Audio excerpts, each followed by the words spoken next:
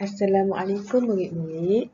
Hari ini kita akan belajar tajuk 1 dalam akidah tahun 3. Okey murid-murid, kita pergi pada slide yang pertama.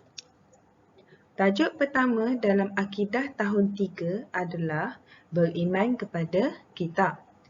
Pengertian dia, wajib meyakini bahawa Allah menurunkan kitab kepada Nabi dan Rasul melalui Malaikat Jibril yang menjadi panduan kepada manusia. Okey murid-murid, apakah hukum beriman kepada kitab? Okey, hukum beriman kepada kitab adalah wajib.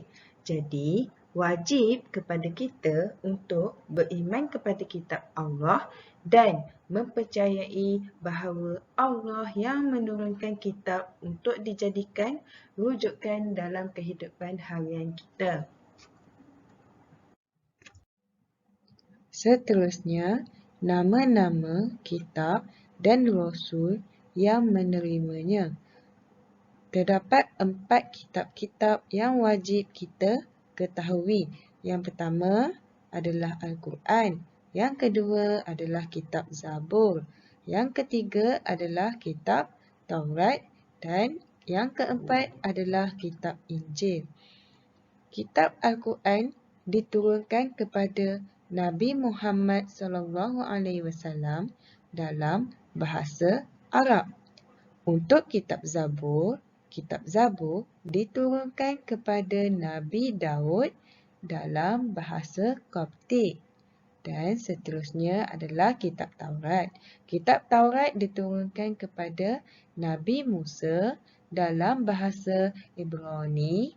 Dan akhir sekali adalah kitab Injil. Kitab Injil diturunkan kepada Nabi Isa dalam bahasa Syriani. Okey murid-murid, Ustazah ingin nak huraikan sedikit tentang isi kandungan yang terdapat di dalam Al-Quran. Okey, untuk Al-Quran terdapat 114 surah yang terkandung dalam 30 juzuk. Al-Quran juga lengkap tentang akidah, ibadah, akhlak dan sebagainya. Okey, untuk apa kita baca Al-Quran ni? Kita perlu memahami isi maksud dia sebagai panduan kepada manusia sepanjang masa hingga kiamat. Al-Quran diturunkan secara berperingkat-peringkat di Mekah dan Madinah. Okey, Al-Quran adalah penutup segala kitab. Untuk kitab Zabur mengandungi petua, doa, zikir, nasihat dan juga peringatan. Untuk kitab Taurat, isi kandungan di dalam kitab Taurat mengandungi syariah akidah yang benar serta iktikad yang betul. Kedua, di dalam kitab Taurat juga mengandungi tentang Rasul yang terakhir, yakni Nabi Muhammad SAW. Untuk kitab Injil, terkandung wahyu-wahyu Allah yang mengajar manusia kembali ke jalan Allah. Di dalam kitab Injil juga menyebut tentang Rasul yang terakhir. Seterusnya kita pergi kepada kelebihan Al-Quran. Di dalam Al-Quran mempunyai banyak kelebihan yang perlu kita ketahui. Tetapi Ustazah ambil highlightkan yang penting sahaja. 5 yang penting untuk murid-murid hayati dan fahami. Okey, yang pertama adalah Al-Quran mempunyai gaya bahasa yang sangat indah. Jadi selain gaya bahasa yang sangat indah, dalam Al-Quran juga mempunyai maksud yang perlu kita fahami dan hayati untuk kita jadikan panduan dalam hidup kita. Okey, yang kedua, Al-Quran juga kelebihan dia adalah menjadi penawar dan ubat. Okey, apa yang dimaksudkan di dalam Al-Quran ni boleh jadi penawar dan ubat? Firman Allah Subhanahu Wa Taala yang bermaksud, dan kami turunkan dengan beransur-ansur dari Al-Quran ayat-ayat suci yang menjadi ubat penawar dan rahmat bagi orang-orang yang beriman kepadanya. Dan sebaliknya, Al-Quran tidak menambahkan orang-orang yang zalim disebabkan keingkaran mereka, melainkan kerugian jua. Terapi Al-Quran lebih sama dengan ruqyah syariah, iaitu membaca Al-Quran sebagai usaha penyembuhan. Bezanya ialah terapi Al-Quran lebih kepada pesakit untuk membacanya sendiri berbanding mencari orang untuk membacakan ruqyah kepadanya. Pelakuan ini tidak ada masalahnya selagi mana tidak melakukan perkara-perkara yang syirik. Jadi Al-Quran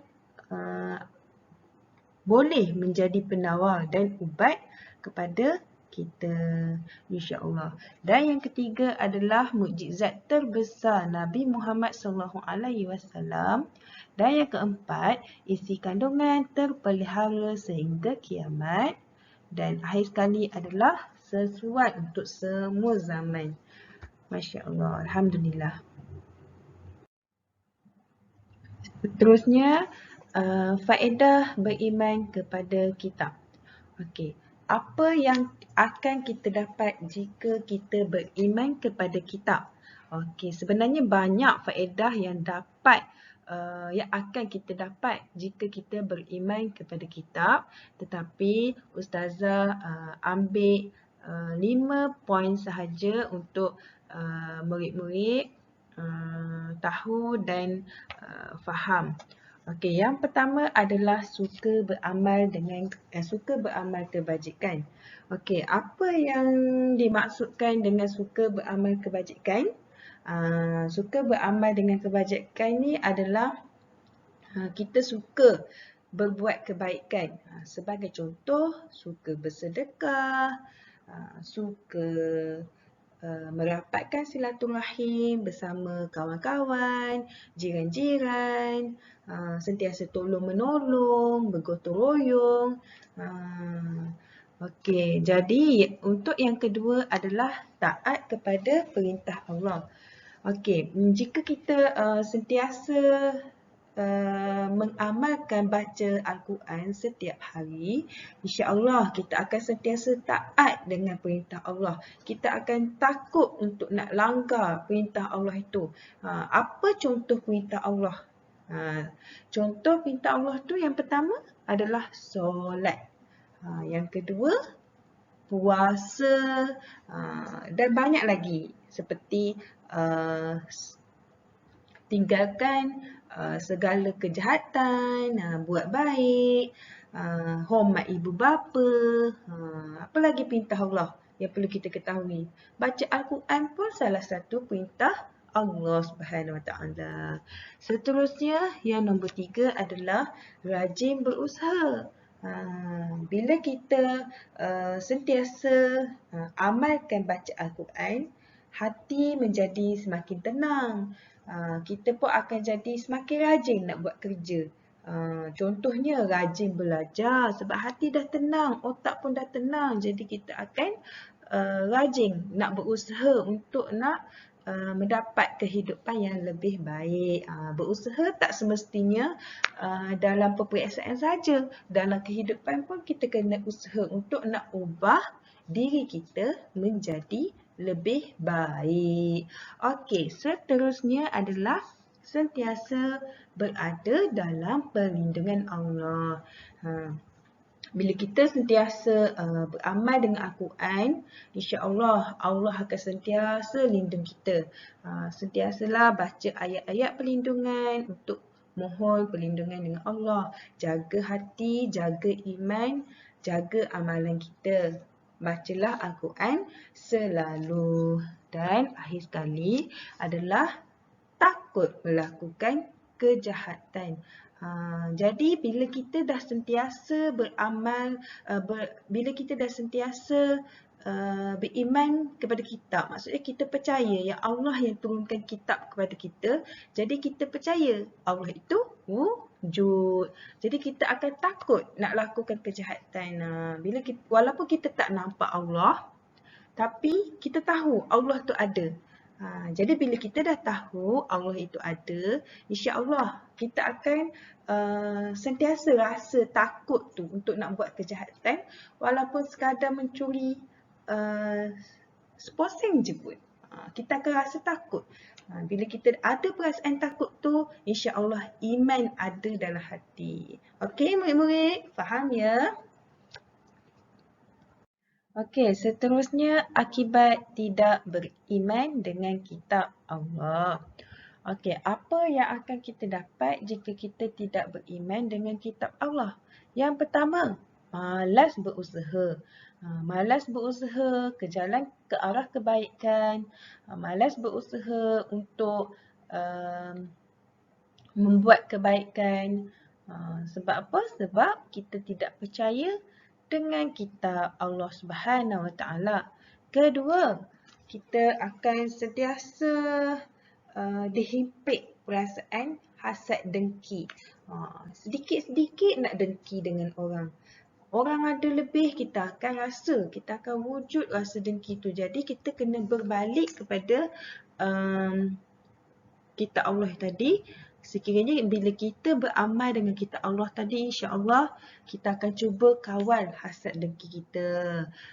Kena sentiasa bersyukur kepada Allah Subhanahu Wa Taala dengan apa yang dikurniakan kepada kita. Seterusnya adalah bangga diri. Okey, bila kita tidak beriman dengan kitab, maksud dia kita ibarat kita tidak beriman kepada Allah. Jadi bila kita tidak beriman kepada Allah, kita tidak akan rasa takut untuk lakukan kejahatan. Jadi bangga diri ini adalah satu perbuatan yang tak elok. Jadi contoh bangga diri ini adalah sama maksud dengan riak. Maksud dia kita sentiasa menunjuk-nunjuk ataupun bermegah diri dan mengatakan bahawa kita yang terbaik. Jadi itu adalah sangat tidak baik ya murid-murid. Kita kena sentiasa rendahkan diri kita, insya-Allah. Dan yang akhir sekali adalah tiada panduan hidup. Seperti yang Ustazah cakap tadi, Al-Quran adalah sebagai panduan hidup untuk kehidupan harian kita. Jadi kalau kita tidak percaya pada kitab, kita tak pernah baca Al-Quran, macam mana kita nak jadikan Al-Quran sebagai panduan hidup? Jadi, itu sajalah untuk akibat tidak beriman dengan kitab yang perlu murid-murid tahu. Jadi, ingat ya, kita kena percaya, beriman bahawa Al-Quran itu dan juga kitab-kitab yang lain itu diturunkan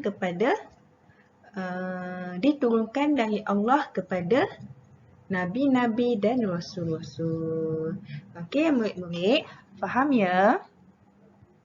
Okey murid-murid, di sini Ustazah nak kamu jawab semua soalan-soalan yang Ustazah bagi ni. Okey, yang pertama, apakah kitab yang diturunkan kepada Nabi Isa? Yang kedua, apakah bahasa yang digunakan dalam kitab Taurat? Yang ketiga, nyatakan 2 faedah beriman kepada kitab. Dan akhir sekali, Ustazah nak apakah yang akan berlaku jika tidak beriman dengan kitab Allah. Jadi, Ustazah harap murid-murid dapat selesaikan semua soalan yang Ustazah bagi ni. Kemudian boleh hantar kepada Ustazah pada waktu yang telah ditetapkan. Okey murid-murid, sampai sini saja. Assalamualaikum.